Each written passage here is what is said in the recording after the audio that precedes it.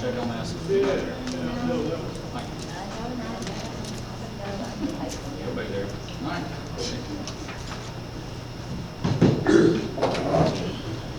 We will call the June 9th, 3 p.m. special call meeting of the DeSoto County Board of Education to order at this time, please.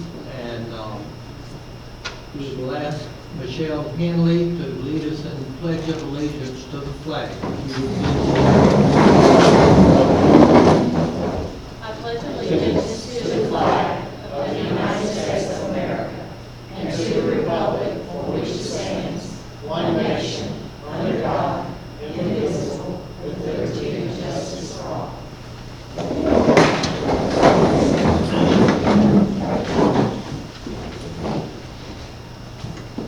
First item of business is to approve the agenda that you have before you this afternoon. Are there any additions or deletions to the agenda that you have before you? If not, your recommendation for approval, Mr. Usleton. Mr. President, I recommend that the board to approve the agenda. Okay. Motion having been made for approval of the agenda,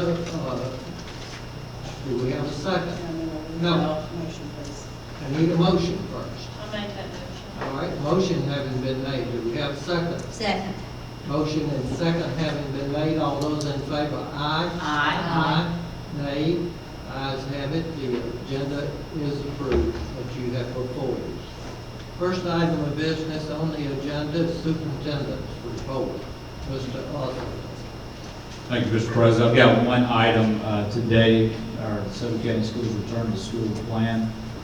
And this is going to be an initial plan with a recommendation at the end. I've got a PowerPoint presentation for you today to take you through some of these items. Obviously, we're in challenging times, unprecedented times, and the fact that we're having to put a plan together for the upcoming school year is totally unique based on what we're seeing with COVID-19 and obviously what we encountered in the fourth 9 weeks. First of all, we recently surveyed our parents and teachers.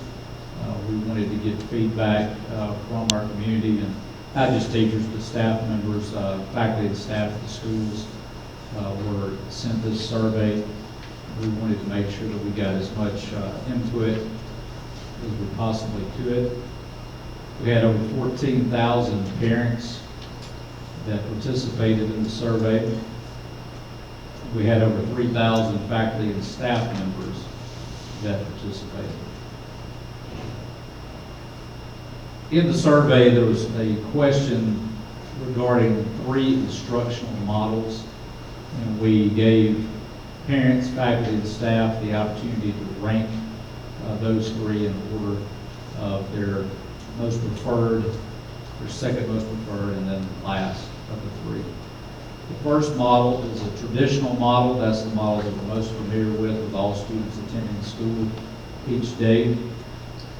The second model would be a hybrid model that could be done a lot of different ways, basically with students attending part-time in person and part-time through distance learning.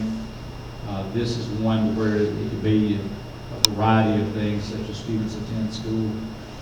One group attends 2 days a week, and the other half of students attend the other 2 or 3. You could alternate weeks. There's a lot of different things that could be done in a hybrid model. The hybrid model would be used in order to cut down on the number of students who are on campus each day. But at the same time, it would bring both of them together, face-to-face instruction and distance learning also. And then the third model is a distance learning model, which is what we had for the fourth 9 weeks, which is where no students are on campus and all students are learning through distance learning. The results of the survey, the majority of both groups, parents and staff, selected the traditional model as their top selection over the hybrid model and the distance learning model. We have formed a DeSoto County Schools Medical Task Force. This task force is made up of local physicians who all have family members who are students and or teachers in our school district. We have 2 general doctors on this, and we also have 2 pediatricians on our medical task force. Our Director of Health Services and I have met with our medical task force to seek guidance, and we'll continue to seek input during the planning process and throughout the school year. We felt like this was very important to make sure that we're getting advice from the medical community. So what we've done is we've gotten feedback from our parents, from our teachers, but we also want to make sure that we get advice from our DeSoto County Schools Medical Task Force. Our Medical Task Force is advocating for students to return to school for the overall well-being of our students, including their social and emotional health. School nurses. In just a moment, Ms. Graves will be presenting the budget proposal for the 2021 school year. In that budget, you'll see that DeSoto County Schools is in the process of hiring 17 school nurses, so that every elementary school, every middle school, and every high school in DeSoto County will have a full-time nurse on campus in the 2020-2021 school year. So this will be a benefit for our students and staff, and also for our parents to know that there will be a full-time medical professional on campus at each of our elementary schools, middle schools, and high schools for the upcoming school year. Principal input. We had our first round of COVID-19 principal committee meetings in May. In elementary education, secondary education, general operations, distance learning, and extracurricular activities, all of our 42 principals are serving on one committee. And we'll meet again later in June. Each principal was also asked last week to submit a list of procedures that can be implemented on their individual campuses to decrease the risk of COVID-19 transmission. Many of these have to do with social distancing and procedures that are going to be done on campus throughout the upcoming school year. It's basically ideas that we can share with each other. And we're formulating the list that's turned in, best practices from all 42 principals. And we're going to be sending that information out to our principals very soon. Potential changes and challenges. Even though we're talking about a traditional model today, changes to district plans could be altered if there's a change in guidance that school districts receive from the governor's office, the Mississippi Department of Education, and or the Mississippi State Department of Health. We know that guidance changes. One thing that we've learned during this whole process is a very fluid situation. It is changing all the time. And so, we could be making plans today, and then tomorrow those plans could change drastically. If there are statewide school closures or local school closures due to COVID-19 outbreak during the school year, a hybrid model or a distance learning model could be implemented. We'll be planning for those scenarios. That's something that we'll be looking at this summer. That way, if, let's say, we're in October and there's a statewide closure, or if one of our schools or multiple schools had to be closed for a period of time, that we could implement either a hybrid model or a distance learning model immediately for our students. So we're going to be preparing for that over the summer months. And this last point on here, there will be many challenges. I could have put many in bold and underlined and in capital letters. Many challenges ahead. In some items, there will not be any solutions for. Some examples that I just got here are social distancing on buses. And one thing I want to mention on buses is this, is the way that school districts, the guidelines are for buses is we are supposed to be as efficient as we possibly can with bus routes. And so by doing so, we have always been as efficient as we possibly can. That's how we purchase buses. That's how routes are designed. And that's how money is allocated for buses. And so social distancing on buses will be a challenge to overcome. Social distancing in hallways, especially if you're secondary schools, and also in cafeterias. Those are all things, the challenges that we will all have to work through. The benefits of a traditional model. First benefit, students will receive face-to-face instruction if a traditional model is adopted. And I should say every day on that one. There are still many uncertainties around distance learning being utilized for an entire school district of our size. Many parents who were working from home during the fourth 9 weeks will not be working from home in August. So we had a lot of parents who may have been basically, they could have been furloughed or laid off, but at the same time, they could have been given the opportunity to work from home during that time, and then now they are back at work already, so they won't be there to work with their students, with their children. This last part is something that kept coming up. The majority of both groups, parents and teachers, indicated that they were concerned about the social and emotional well-being of their children and students if school is closed. And I think that this is something that, I don't want to say it's been overlooked in the situation, but our students went for 9 weeks without being around their peers and without being around their teachers. And now you're talking about the summer being on top of that, and so they're going to be away from the classroom for over 4 months. And that socialization, that social emotional well-being is something that our medical task force touched on, and also the majority, as I said, of parents and teachers both indicated that they were concerned about that if school is closed. So the recommendation for today, and what I'll be recommending to the board, and I'll just read this straight off, and I'll have the board consider this. District officials will develop a return to school traditional model plan for the 2021 school year. As a part of that plan, students will receive traditional in-person instruction and begin school in the first week of August. I do not have a start date on there. I do have the first week of August, and the reason that I say that is because right now we are scheduled to start school on Wednesday, August the 5th. That means our teachers would have 2 days of staff development, which would be August the 3rd and 4th. So what I'm going to look at over these next couple of weeks is if the recommendation passes today, I'm going to look at that and possibly add a staff development day at the beginning of the year to give teachers an additional day. Because not only will, if we go back to the traditional model, our teachers would need to spend time going over procedures related to COVID, but also we talked about the hybrid model, we talked about the distance learning model. What if that had to be implemented in September or October? There are no more professional development days on the calendar during that time. And so a lot of time will be spent on those 2 days with distance learning also. The comprehensive return to school plan will be developed this summer and will be communicated to parents and staff on or before Friday, July the 17th. If anyone were to ask why not go ahead and release a return to school plan in June? Well, as we said earlier, we could very well change.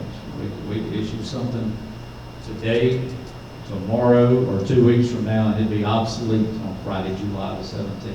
And I've just learned that lesson the hard way when it comes to COVID-19 and the guidelines that change along with it, and that's not anyone's fault. That's not anyone's fault in Jackson, not anyone's fault. It's just the nature of what we're dealing with, is that new information comes out all the time. And just like when I was talking with our medical task force today, I met with them Saturday morning, and in that conversation, they were discussing amongst themselves new findings, new things that physicians were discussing around the country, and things that might possibly be the case. And there was still a lot of even uncertainty in their conversation, and things that they're learning as they're consulting with each other.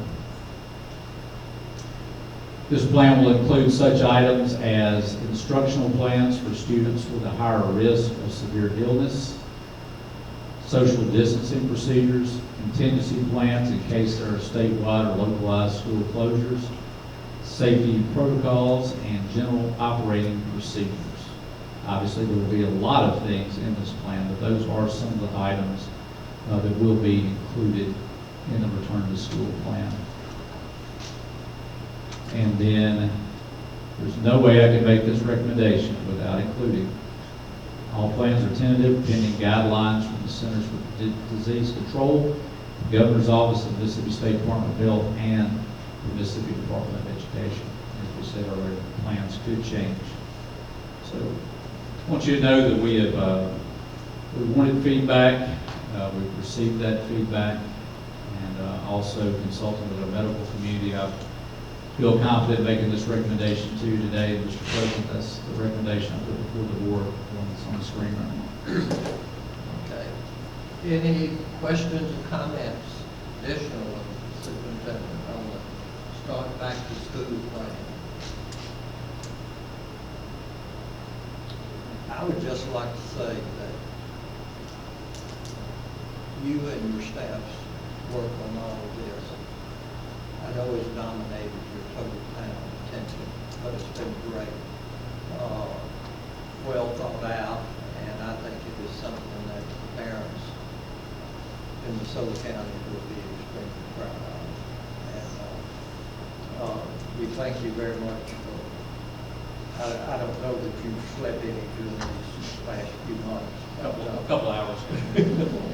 But it's been a tremendous amount of work, but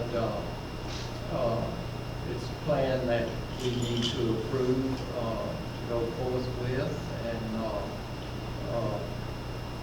and it's one that I think will certainly be well accepted by the parents, the students here in DeSoto County. So our deep appreciation to everyone involved, you and the staff out here, that a lot of people have had comments and recommendations, and so, as you said, a lot of sleepless nights over coming up with this plan.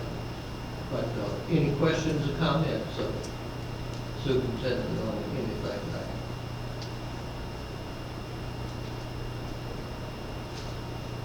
Not then,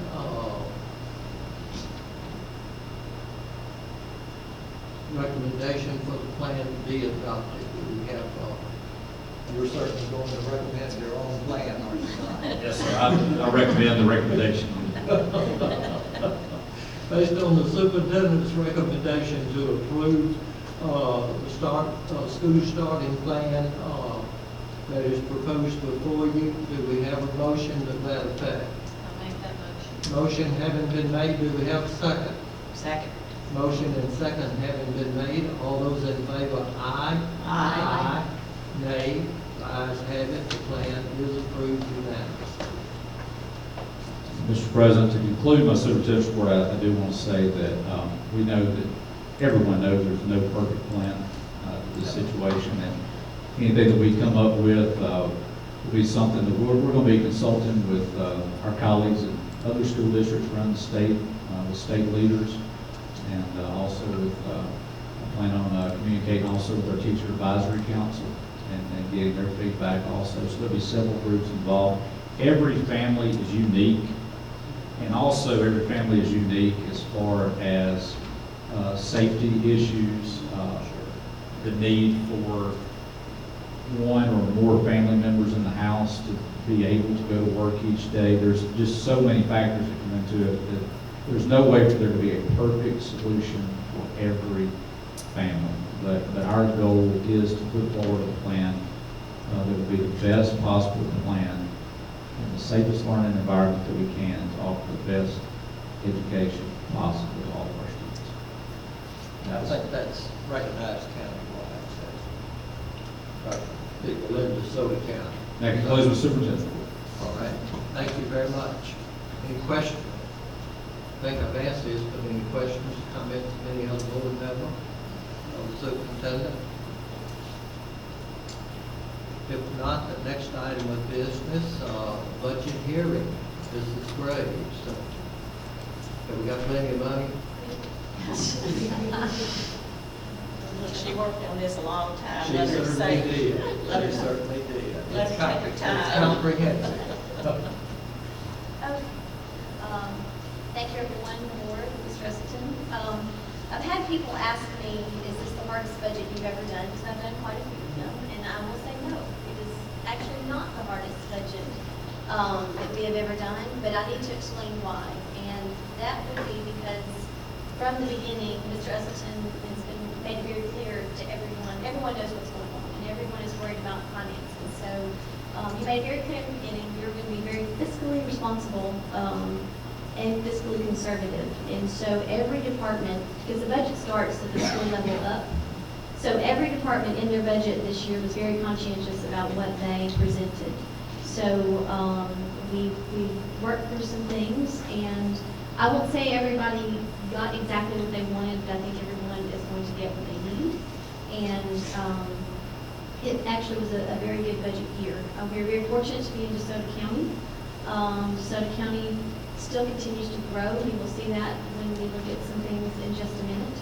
And but I do want to say thank you to my staff that is out here today. I shut my door a lot, and everybody has to do what they need to do, but I do want to thank every staff member that worked on this budget, because there are many, many hands that go into this, and everyone did their job so that this would be a successful budget this year. So so today is our budget hearing, and then hopefully the budget will be adopted on June the 18th at the 10 a.m. recessed board meeting. And I don't always do a quote, but I came across this one as something I was doing, and it is definitely what I would say about this budget. Expect the best, plan for the worst, and prepare to be surprised. There are quite a few unknowns in this budget. We've tried to account for everything we can, but we'll discuss those in just a little bit. As we've been advertising for the past several weeks, our school millage, again, we are not going to raise. DeSoto County Schools is not requesting a millage increase. So based on the projections for mills that the county has given us, our operations mills is going to go up from 43.15 to 47.35. Our 3 mill note is going to stay the same at 2.5. We're moving GO bond millage to operations. So our GO bond millage is going to go from 7.2 to 3. But overall, we're still going to keep the 52.85. We had some debt service that will be going off in 2021, and so we're going to move that over to our operations. So once again, the district is not requesting a millage increase for 2021. Our total budget revenues for this year, for next year, we predict to be $313,055,413, compared to last year at $311,189,567, and then you can see as compared to 2019 and 2018. And generally, we do creep up every year, mainly because MAEP, our increased number of students, and ad valorem continues to grow in DeSoto County. If we break down our revenues, our local revenues are at $111,629,652, which is 36% of all revenues. Our state revenues, which are mainly MAEP and a few others, are $171,499,082 at 55%. I do want to, in our federal, I'll go over the clarification, and our federal is at $29,926,679 at 9%.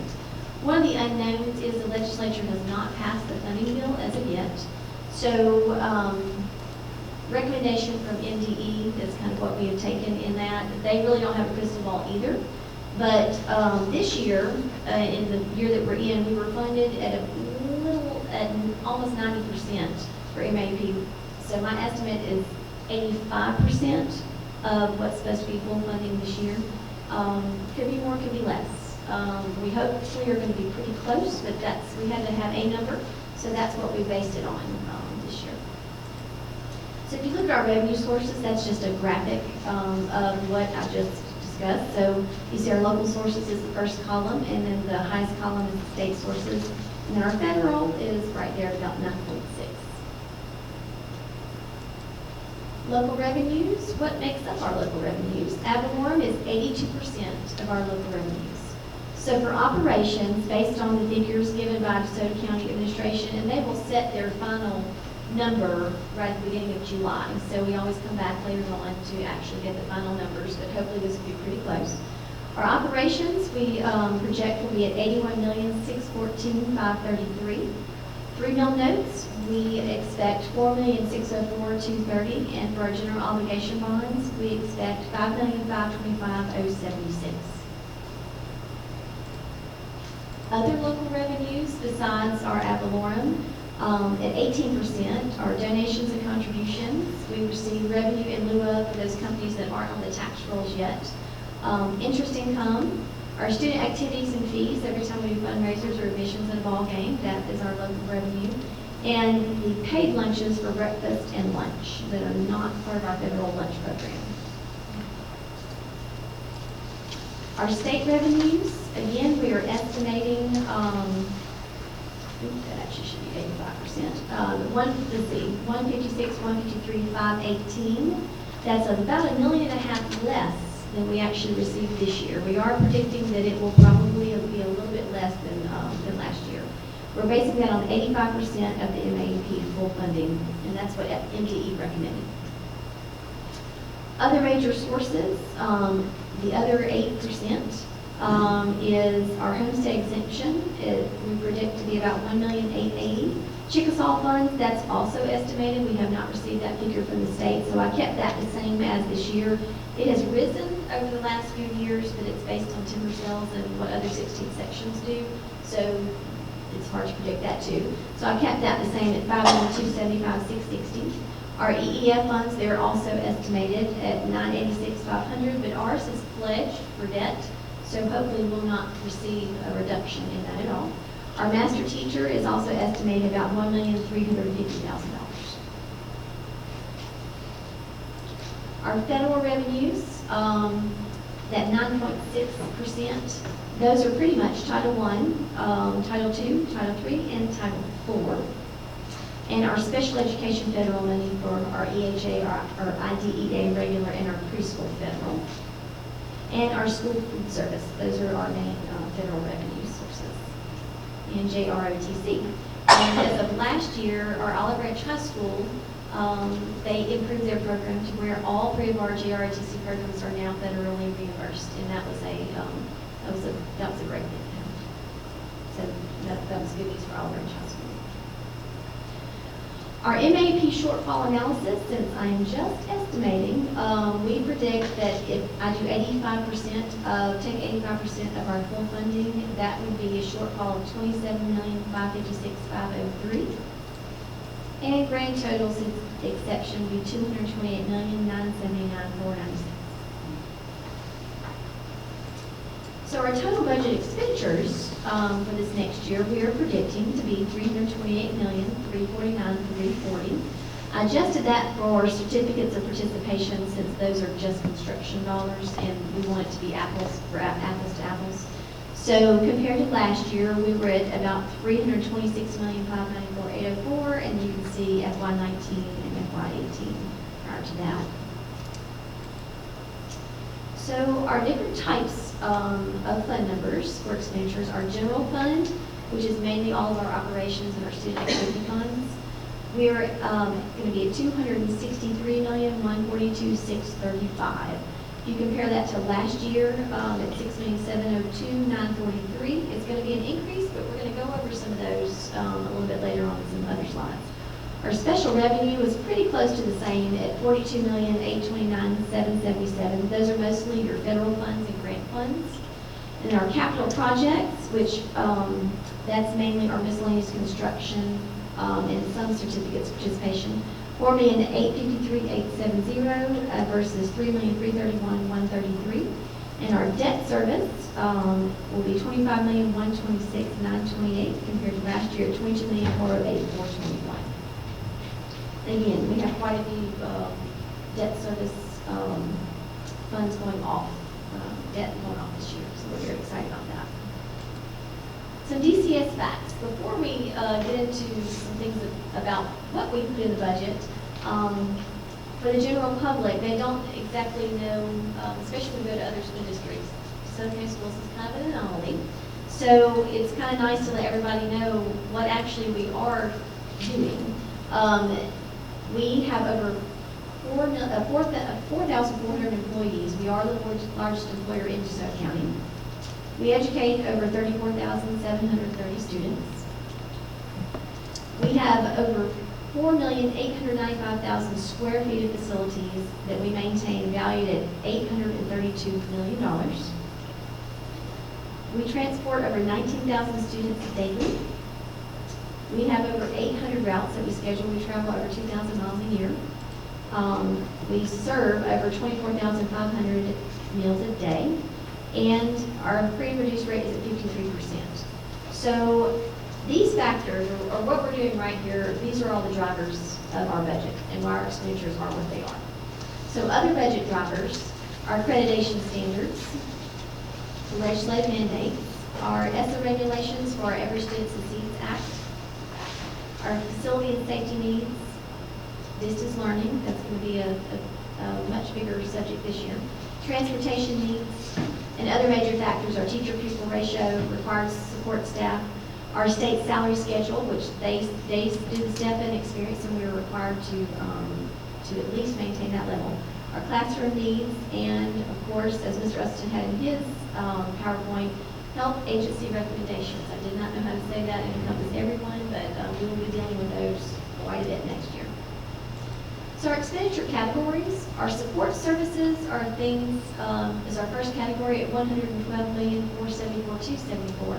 That's going to be your guidance counselors, your nurses, your librarians, your speech paths. Those are all directly related to instruction, but they're those auxiliary services.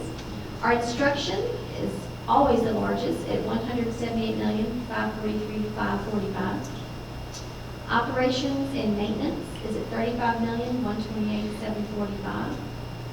Our operations non-instructional, which is mainly your food service, child nutrition, $60,258,465. Construction for this next year will be at $48,641,130. Transportation will be at $50,472,589. And debt service at $25,126,928. And to see that in graphic form, our first one is support services and second one is instruction.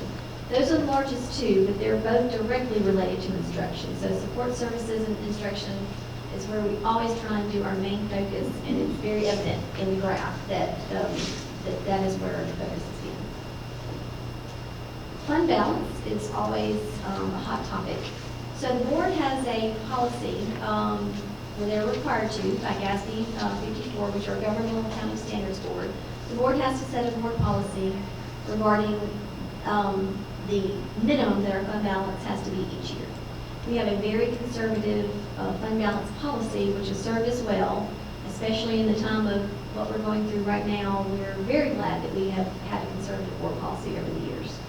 So our budgeted fund balance for this year for our general fund is $71,380,302, which is actually higher a little bit than last year. So even after all that we're doing.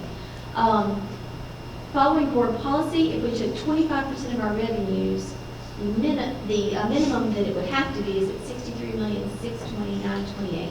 So we are exceeding the minimum that the board requires by $7,759,374. So instead of 25%, we're about at 28% of our fund balance. So we're well above the board policy. Our educational investments for this year, we are adding 13 special education teachers, 6 gifted teachers, 5 regular education teachers, 2 deaf interpreters, 2 speech pathologists, 1 English language learner teacher, and 1 assistant principal. You know, teaching doesn't stop, the kids don't stop coming, so we do continue to grow, so we do still have to account for that even during COVID. Our other educational investments, we are investing in a new learning management system that will help us with the distance learning. Textbook adoptions this year, we're doing high school math, economics, and government. We are also doing a district-wide iReady personalized online instruction, which will be core for distance learning as well. iReady teacher toolbox for math and English language arts. That will be very helpful to teachers in implementing the learning management system and for distance learning. And then Major Clarity is something we're adding this year. It's a student career planning program. Ms. Tawana Williams has requested that for next year, and so that's going to be very exciting. The total of the educational investments are $4,250,000, and that doesn't include a step up automatically for teachers and teacher assistants. So we're very excited about that. Technology investments, district-wide classroom and lab upgrades. We are budgeting almost $1.4 million. And our school-based budgeted technology is right at $641,922. That's where every school receives $18 per child. Because every school has different needs. You have a lot of title schools, you have non-title schools. Some have more technology than the others, and so we let the principals decide what they need, for their school. What we don't have in this budget that will go along with technology, though, is the district has received the CARES money from federal government. We just received our actual allocation, so that budget will be coming a little bit later. So if you see anyone concerned about technology, the CARES money is going to be something that will be part of that. So we will have a lot more expenditures in the way of technology, just not in this budget. Support services investments. We are adding 17 additional school nurses. We feel that's extremely important in order to combat COVID and to keep the students safe. We also have ramped up our cleaning services with ABM to where we have continuous cleaning during the day. We will need water fountains and bathrooms and doorknobs and light switches, things that people touch, common to help protect everyone. Personal protection equipment, PPE, supplies, Destiny fixed asset inventory system. We're trying to go paperless with as many things as we possibly can. So we're doing that with our Chronos system. We're doing that with fixed assets, things that we have to fill forms out or touch or pass. We're trying to automate. So that's what this would help do. And same thing with the Chronos software automation system. We're very excited about those. Our support services investments for plant maintenance. We have quite a few projects going on. I know that Mr. White has updated y'all on the ones that are currently in progress, and we have a few new ones. But our classroom addition projects that will continue in this budget or begin in this budget. Hernando Hills Elementary School classroom additions, Hernando Middle School classroom additions, DeSoto Central High 9th grade addition, DeSoto Central Middle School classroom additions, Pleasant Hill Elementary School classroom additions, and Lewisburg High School classroom additions, and our new Lewisburg Middle School to open in 21-22. Our other roofing projects that either have begun or will begin are Hernando Middle School, and they are actually getting a new set of HVAC controls for that. DeSoto Central Elementary, Chickasaw Elementary, Walls Elementary, Horn Lake Intermediate, and Olive Ridge High School. And we've already begun the Olive Ridge High School field return. This is our most favorite slide of the whole entire thing. It's like we have a goal every year to see if we can beat it, and we actually beat it. It's very hard to go above 74%, but you are at 75%. So 75% of all operating expenditures are directly related to instruction. I cringe every time I have to do that calculation because I never wanted to go down. So, and actually, this went up from 80 to 81%, I think, of all general fund salaries and benefits are expended in the classroom. So now we get to the part of this year where we get to show off a little bit about the things happening in DeSoto County Schools.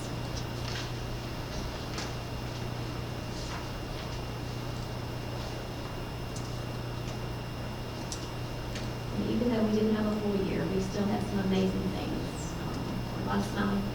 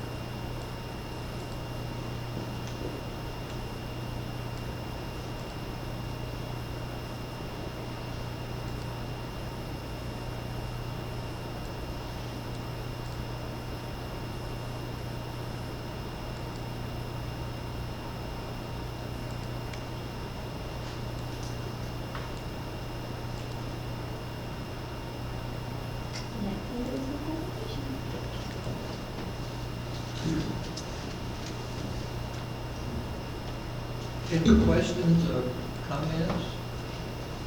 From any board members? Stacy? Stacy, we go to a lot of meetings and we never hear anything but praise for the financial department of the DeSoto County Public School District. So we thank you and your staff, whatever, in this administration, because a lot of school districts in Mississippi struggle financially and with issues, but we never hear anything but positive comments and praise. I do a presentation that's called Tone at the Top. Tone at the Top is a term for whatever your top believes is what everybody else is going to do. And so we're very fortunate here. Everybody has the same mentality. Great report. Thank you so much. Great teamwork here. Yes. Got a great team Yes, it is. sitting back there.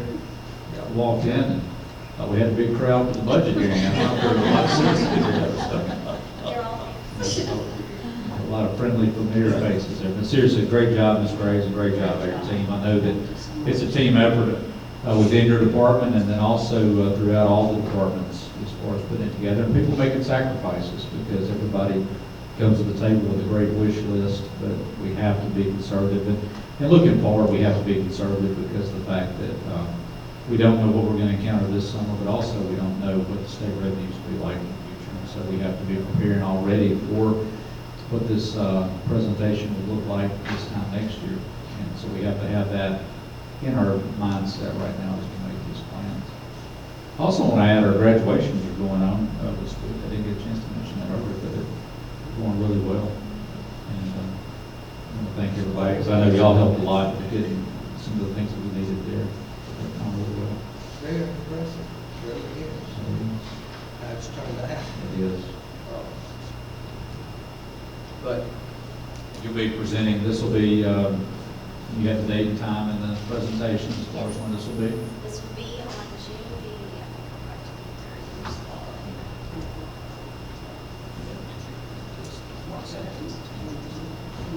June the 18th at 10 a.m. 10 a.m. Yeah.